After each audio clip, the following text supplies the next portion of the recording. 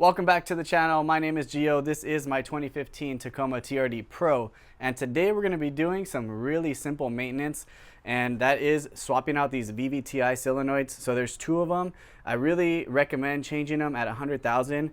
Even if you don't have a check engine light on the dash, these things do wear out. It's just something that happens with Toyota VVT-i solenoids. So we're going to go ahead and get these replaced because we're at 140 now. And along with that, there is actually a VVT-i oil filter screen. There's one on each head, and it filters the oil before it gets to the solenoid. So if you have a truck that you don't have any oil service history on, or if it's a used truck that just had a really long oil interval changes, sometimes this really fine mesh gets clogged up. So you can take it out and reverse spray it with some brake cleaner and clean them, or you can just replace them. I'll put the part number for these and for the solenoids down in the description below. I'll put the links for all that stuff. And this one is gonna be really easy to access on the passenger head. It's a little bit harder to do on the driver's side head, but it's still something that you want to do if you've never done it before. Now, I've done it on this truck a long time ago, so I'm not going to actually change them in this video, but I'll show you where they're at, and it's literally just like a 17mm bolt, and these things clip into it, so when you take it off, it comes out with it. If it happens to stay in the head, you can just get a pick or some needle nose pliers and pull it out. It's not a big deal.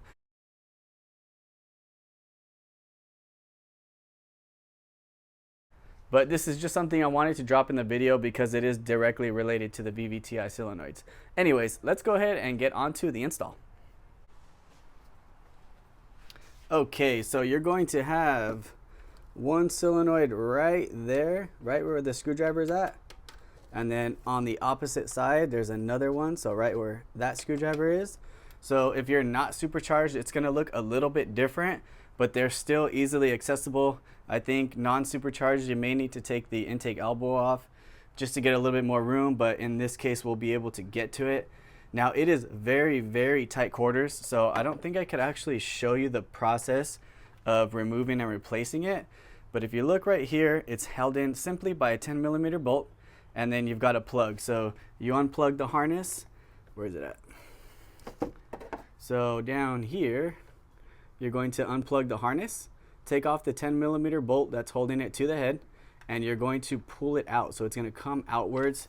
Sometimes they feel a little bit stuck because that O-ring is kind of seated in there, but all you need to do is keep gently prying it out, or get a little pick and kind of just wedge it till it kind of frees itself from that O-ring.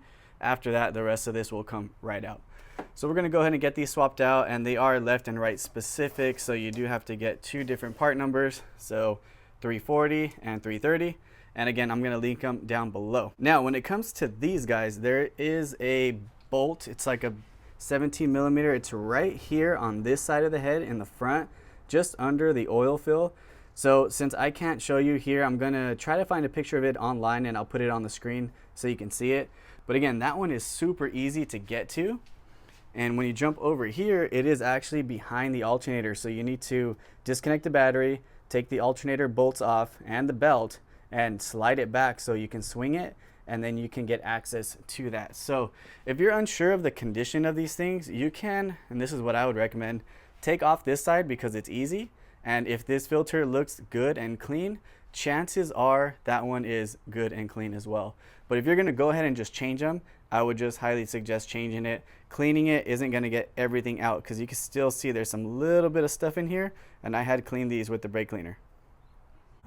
Moving on to actually swapping out these solenoids, I've got the camera on the hood facing down, so the top side of the screen is going to be towards the front of the truck, and the bottom side is going to be towards the rear. And it's really simple. You just pop off that clip. I had to use some needle nose pliers to get it to release just because it's so tight. And I had tried to do this with the intake elbow on and the throttle body on at first, but later on in this video you can see where I actually remove those. It's really easy, and it takes just an extra few minutes, so I highly suggest to do that to begin with, so you can take out this first solenoid, which is on the passenger side of the engine, and then you can do the driver's side much easier than trying to do it with those two pieces still there. One solenoid removed. Let's go ahead and get that intake elbow off and take the throttle body off to clear up more space and get the driver's side one, which is really tight. And that is on the supercharged version. If you're non-supercharged, I think you can get these replaced without taking the throttle body off, but don't quote me on that. And while we change the driver's side, I want to go ahead and go over a few reasons why you would even want to do this.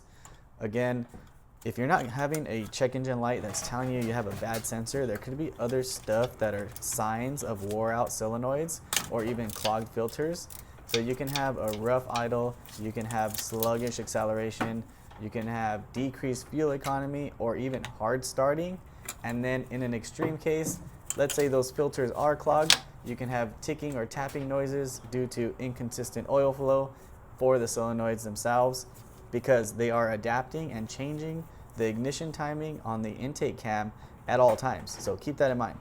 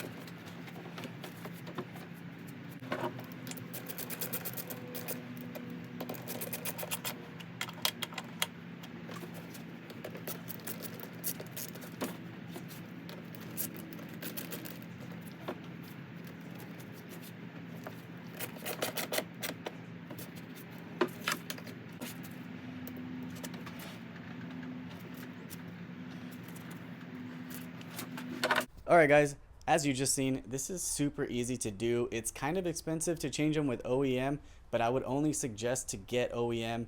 Aftermarket solenoids just do not last, they're not good, so save up and get the good stuff. But as you've seen, it's a really easy swap. You just have one 10mm and one plug per solenoid, pull them out, slide a new one in, and you're good to go. So I like to get an ECU scanner and clear all the memory out so it has no memory running on the old solenoids, and then starting it and let it idle for a while, and then go for like a 10-minute drive. And as you drive more and more, it's going to relearn and readapt to the new solenoids as it should. Anyways, we're going to close out this video and I will catch you on the next one.